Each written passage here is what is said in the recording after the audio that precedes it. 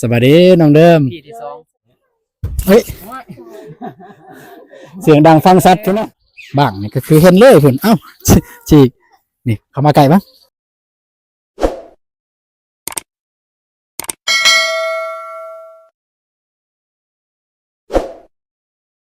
กราบทักทายสวัสดีทุกคนเด้อบ่ว่าอยู่ภายในและต่างประเทศพี่น้องยินดีต้อนรับเข้าสู่2ตูนชาแนลพี่น้องตอนนี้บ่าวตูนก็อยู่บ้านอลิงบ้านน้องเด่นกับน้องเดิมพี่น้องก็มากับทีมงานมากับบ่าวอนุ่งพี่น้องก็ว่าสิมาเบิ่งไม้เนี่ยเพราะว่าโซนนี้ก็ฝนตกแน่พี่น้องเนี่ยไอ้บ่าวนุ่งเข้าไม่ได้นะไอ้บ่าวนุ่งเนาะก็คือมากับทีมงานมากับไอ้บ่าวนุ่งแต่ว่าบ่าวเจ็บเนี่ยบ่ได้มานำเพราะว่าเพิ่นก็เก็บงานอยู่บ้านทองไว้ก็คือมื้อนี้ก็ภาษีมาเมียนไม้เนาะเพราะว่าฝนตกแดดช่วงนี้พี่น้องคู่มือพี่น้องแม่ฟังเล่าไต่อันนี้แม่นก็คือฝนคู่มือเลยบ่ว่าตกตอนเช้าบ่ตกตอนเช้ากับตอนเว้นบ่ตกตอนเว้นตอนแลงแนวนั้นเนาะคู่มือคือวันนี้ไปบ้านน้องสาลีพอดี3ชั่วโมงพี่น้องเอ้ยพอดี FC ก็เป็นห่วงเนาะแม่เพราะว่าน้องเด่นก็เพิ่นเป็นห่วงแต่เพิ่นก็บ่ฮู้ปานใดพี่น้องเนาะเพิ่นก็บ่มีคนบอกกันแหละอยากไว้อยู่นี่แต่เพิ่นย่านว่าเฮาเฮ็ดก่อนเพิ่นว่าก็เลยมันยากเอาเขาก็เลยว่าทางบ่าวนุ่งกับบ่าวตูนสิเมียนไว้พี่น้องเนาะเพราะว่ามันก็ยังอีกดนแหละเพราะเฮากันเดี๋ยวนี้ยังงบบ่ทันมีแหละแม่นยังบ่ฮู้ว่างบมีเท่าใดอะนะอย่ามันเน่าเนาะเพราะว่ามันยากทำสิแล้วเฮือนหลังนึงพี่น้องเอ้ยเนาะแม่นว่า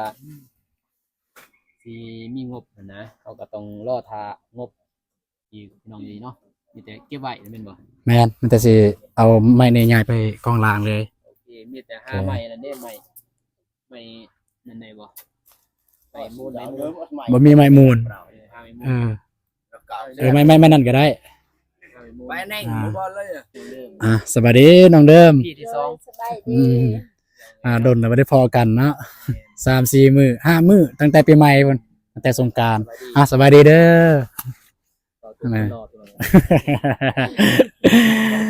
อสู้แม่นฝนตกพี่น้องเอ้ยก็ยันใหม่น้องเดิมนี่เนาแม่นแต่จะมีเมียนตัวนี้เลยก็สิเมียนไว้กองล่างพุ่นเลยเนาะพี่น้องอันนี้ก็คือใหม่ทางทีมงานเฮามามื้อนั้นแล้วพี่น้องแต่ว่าบ่ได้เมียนใส่ในว่าก็ยานฝนตกเด้ก็ย้ายไปกองล่างพี่น้องคือสิได้อยู่ในกองล่างเนาะนี่กองล่างกันน้อยๆพี่น้องแต่ว่าบ่ฮู้ว่าสิได้หรือบ่เนาะของน้องเดิมกับน้องเดิมพี่น้อง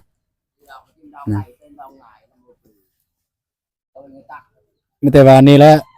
นี่ไม่ก็ว่าได้บ่เดิมเอาไม้ในใหญ่ใส่กองล่างแน่ก็บ่ได้ผิดบ่ได้พังที่แบบฮีทของอีหยังเนาะเราไอ้มันเองมันโตบ่ได้ผิดเนาะฮีทของสิว่าเรื่องผิดเนี่ยบ่ฮู้ว่าผิดหรือบ่แต่ว่าต้องได้ขอบเด้อต้องได้ขอบต้องได้ขอบเพิ่นก่อนขอบเฮือนขอบซ่าน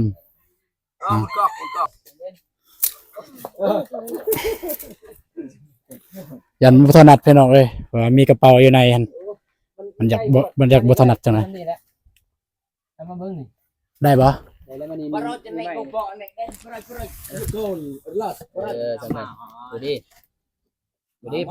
พอดีบ่พอดีแหละพอดีอยู่ซั่นนี่ช่วงเหมือนว่าคนอยู่เป๊ะเลยเป็นดองใดที่ดอกไม่เคยแต่มันดองง่ายเด่นเบิ่งพุ่นบ่ยับไปพุ่น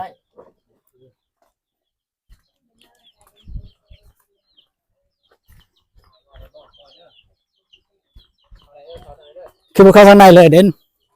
นี่ทางนี้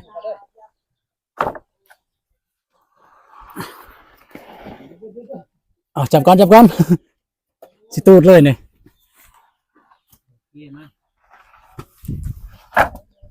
ได้ปะโอเค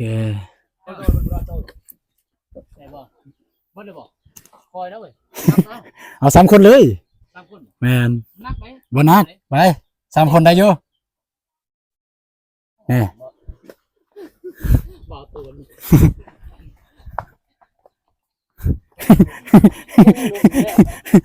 เขาเล่นเขาเลยเอาเด้อขอเด้อเอาจับปลายหันสิยุตูด พออยู่มันพี่ปล่อยเด้อ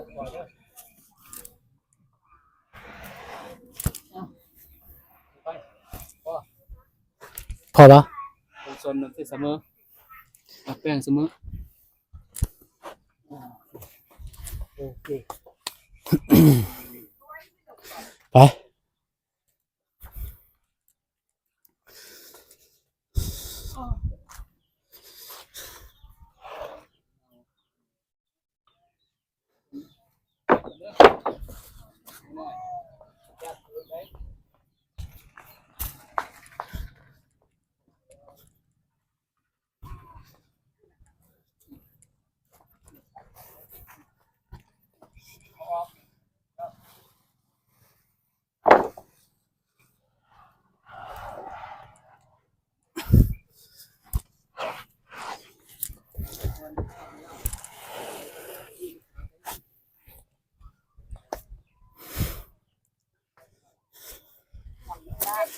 พี่น้องเอ้ยนี่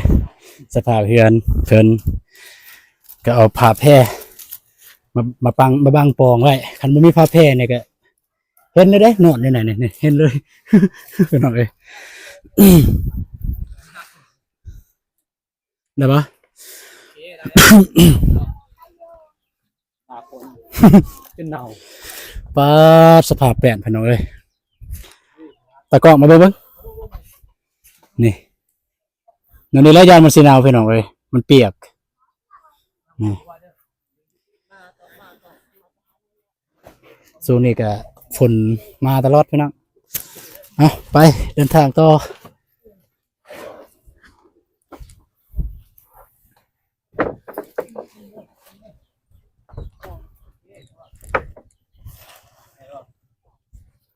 เน่าเนาะ แม่น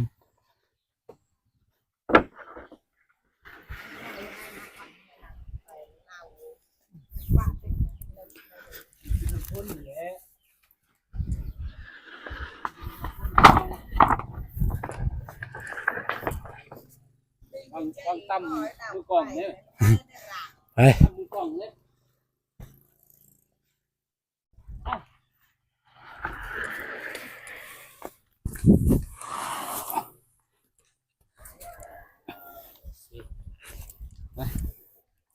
น้องเด่นอยู่ไหนเลยโดดจับอยู่ไหน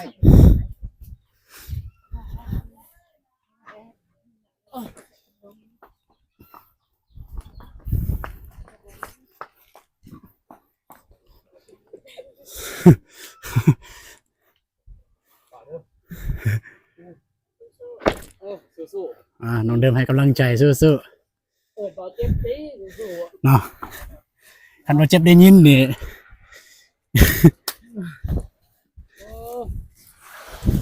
สู้มีคนให้ใจมีแต่ใบไม่เส้นบัดตรงนี้เอาใหม่อีกน้องเด่นได้ดิเอาตัวใหญ่นี่ก่อน เสือเบิ่งได้ไหมไม่เส้นนะเบิ่งนี่บ่พี่น้องเอ้ย สำหรับไม้แปลนเรียบร้อยพี่น้องยังแต่ไม่เส้นพี่น้องเอ้ยใส่ได้ไหมตัวนี้เลยไม่กันดูนี่มันสิบ่เปียกบ่เพออยู่นี่บนคือแบบบนเฮ็ดกินเฮ็ดอยากแต่ว่าพวกน้องเนี่ยไปเฮ็ดกินอยู่พุ่นเลยจังหน่อยล้างยังน่ะ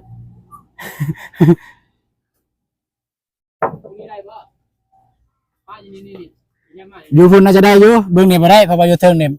มันซื้อบอลเฮ็ดกินเพราะว่าทอกน้ำทอกใน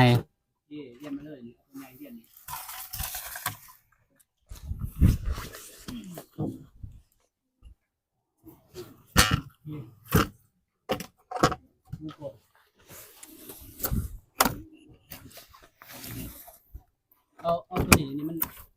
เจ้าน้องเรียนนี่มาใส่มันตามผมมันโป่งได้ไหมเลยเมื่อคืนไหนวะ พี่น้องเอ้ย ไหนวะ ก็สิบ่ดนดอกเนาะ เอากินนี่ดิมูนนี่กินเลย มันสูงแล้วเบิ่งนี่สูงแล้ว แม่นมีแต่มูน หมุนเบิ่งลุมหั่นหมุนเบิ่งลุมนี่นะน้องเด่นเอ้ยเบิ่งอาสิสิ นี่ นี่ปงไว้ เอาโป่งไป จังซี่ เออ เฮ้ย โอ้ย เสียงดังฟังชัดพี่น้องโอ้ยหนวหัวแตกบ่จัก เอาเบียร์เลยวันนี้ อ๋อเนาะถือไปตำพี่น้องเอ้ย ไหนบอสสองอัน มันตำโพดก็ล่างเฮือน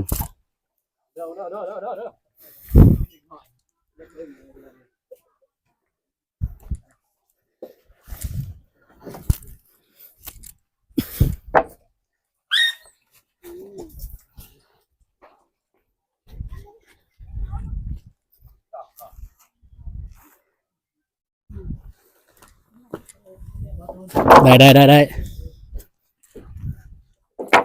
เอาตัวใหญ่นี่ใหญ่กว่านี้เริ่มได้บอสกินด้วยเอา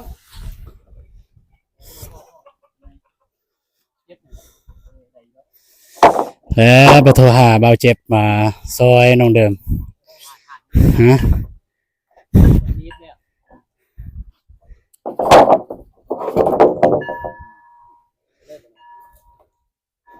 เอาตัวน้อยก่อนปะ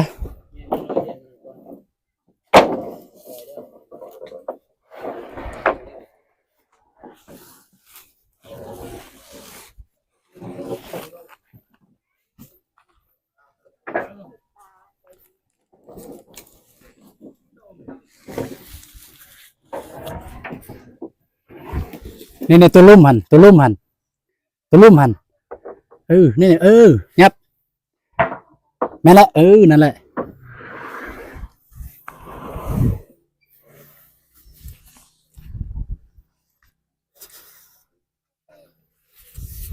Tôi bây giờ sẽ in đàm vẹn đàm lật cho tôi คือไม่ได้ลูกสองอันหนึ่งสอง เอากดอุบัติเหตุไปหน่อยเลยบอกพร้อมกันสามเลยวะเอา1 2 3แม่นี่ก็เปียกเบิดพี่น้องเอ้ยไปเลย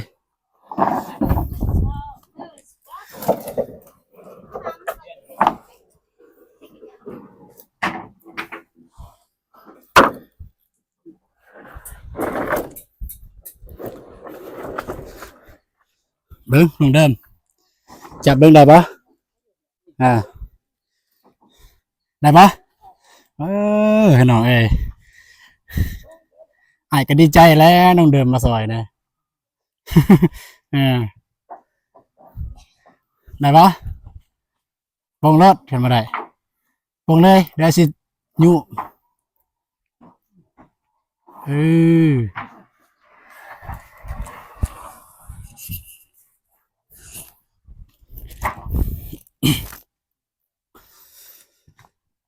เบิ้งไอ้สิดึงแต่นี้ก่อน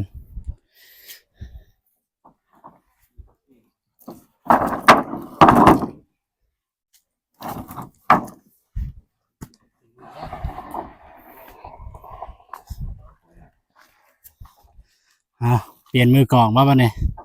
ทุกคนเลยโอเคตอนนี้มีหยุดโดนกพี่น้องเอ้ยเมื่อกี้โทรศัพท์เบาตูนนี่ฮ้อนพี่น้องเอ้ยฮ้อนจนไม่จนเบิดแล้วนี่ถ่ายมาเบิ้งตากล้องนี่โทรศัพท์ฮ้อนไม่ได้ถ่ายซ้ำมาเป็นยังพี่น้องเอ้ยโทรศัพท์กับพอโทรศัพท์พี่น้องเอ้ยมา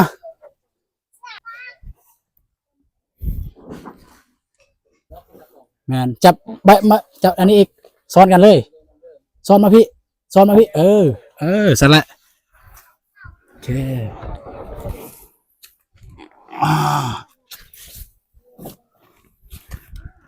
ว้า โอเคเป็นเทเรียบร้อยพี่น้องเอ้ยอยากมาเบิ่งอยากมาทางนี้มั้งเบิ่งใหม่ก่อนปะโทพี่น้องเอ้ยด้วยสีมือของน้องทรายแล้วก็น้องทรายน้องเดิมน้องเด่นแล้วก็น้องหยัง ชื่อจะได้น้องทราย มาซอย ชื่อจะได้จ้ะชื่อดนมาเบิ่งนี่มาเบิ่งกล่องไอ้นะสบายดีนะ สบายดี เออ นี่แหละผู้มาซอยคนใหม่พี่น้องเอ้ยพี่น้องก็คือเฮากับทีมงานก็มาเมียนมาสโลว์ไว้พี่น้องเอ้ยเพราะว่าเฮาก็ยังบ่ฮู้ว่าทางสร้างเพิ่นสิได้ดำเนินงานมื้อใดเนาะ1 2มาช่วงนี้ก็ฝนตกเด้พี่น้องฝนตกทุกมื้อพี่น้องเอ้ยเมื่อกี้นี่ก็เปียกเบิดนี่ นอกๆเพิ่น แม่นเลี้ยงน้องๆเอามาจัดการเลยเบิ่งอาสิจัดให้ เดี๋ยวอายยืนให้ก็ได้ ก็ได้มักน้ำยังละบอกทั้งเป๊ปซี่แล้วก็น้ำเขียว ปึ้งเลยเนาะ มันอยากฮ้อนแดอากาศแถวนี้ การหอมเนาะ แมน เอาจอกน้องเด่น แมนเอาจอก ย่างบ่ เบิ่งบาตูนเอาก่อนเด้อพี่น้องเด้อ เยอะ บ่มันเป็นมารยาทตัวนี้ผู้หญิงต้องเอาก่อนแม่นเป็นมารยาท เนาะ พี่น้องเอ้ย ขอบใจหลายเด้อน้องเด้อ แซ่บ โดยเรือกันบ่มีน้องๆเพิ่นก็ น้องสิเอาน้ำยัง พี่น้องเนาะ เป๊ปซี่บ่ ทำเนี่ย จะได้ก็ขอบใจเด้อที่มาซอยพวกอ้ายเด้อน้องเด้ ให้น้องเพิ่นตามบ่ได้เด้ตาม บ่บางเทื่อว่าเพิ่นว่าอยากกินน้ำเขียวแต่ว่าไอ้เบาตูนนี่ยินให้น้ำเป๊ปซี่อยู่สินะ เด่นเลย น้องเด่นมานี่ ได้หน่อยฮะ โอ้น้องเด่นน้องเด่นยังบ่ทันได้ทักทายกล่องอ้ายทักทายไว้กล่องอ้ายน้องเด่น ครับสิ สนใจนั่นนะ ตากล้องเดี๋ยวสิเอาน้ำยัง อันดับเที่ยว น้ำเขียวตามน้องเดิมเดี๋ยวมักน้ำเขียวพี่น้องเอ้ยจัดให้ น้องจับให้ปะ จับให้บ้างจับกล้องแป๊บนึงเดี๋ยวสิเย็นให้น้องเดิมไอ้นุ่งดิ กินเจ็บคอ ขอ เลยเนาะน้องบ่กินน้ำอัดลมแล้วก็น้ำบานเจ็บคอเดี๋ยวนี้ยังเป็นหวัดเลย เป็นภูมิแพ้นะเป็นภูมิแพ้น้องเดิมเพิ่นกิน น้องเดิมสิบ่ได้ตักบ่ได้ตั้งต้นเลยเด้คิดว่าน้ำเขียวบ่แม่นพี่น้อง โซดา ขอบใจเลยแหละ โซดาเนี่ย น้ำอีหยัง7 up โอ้นี่แหละหมู่เขียน7 up น้ำ7 up เป็นอัพ แต่ว่าตุกมันเป็นสีเขียวก็ว่าน้ำเขียวบ่แม่นเด้อพี่น้องเอ้ย เอาก็เปลี่ยนจอก เจ้าเป็นนิสบายจับ จอกนี่สบายจับ พี่น้องเอ้ย ทำเนาะ จะได้รู้สึกจะได้เด้อที่พวกอ้ายมาเมียนใหม่นะ รู้สึกดีใจ ดีใจเนาะ โดย รู้สึกดีใจที่มาเมียนใหม่ ตอนพวกอ้ายบ่ได้มาเนี่ยตอนฝนตกนี่เปียกบ่ เปียก เปียกมันก็เปียกแล้วเนาะฝนตก พี่น้องเอ้ยทุกคนเอ้ยนี่ก็แม่นบรรยากาศทางเฮือนน้องเดิมกับน้องเด่นพี่น้องเนาะนี่ทางทีมงานเฮาก็ได้มาถ่ายเรื่อยๆพี่น้องก็ทางให้เบาเตียงทองเบาเจ็บเบา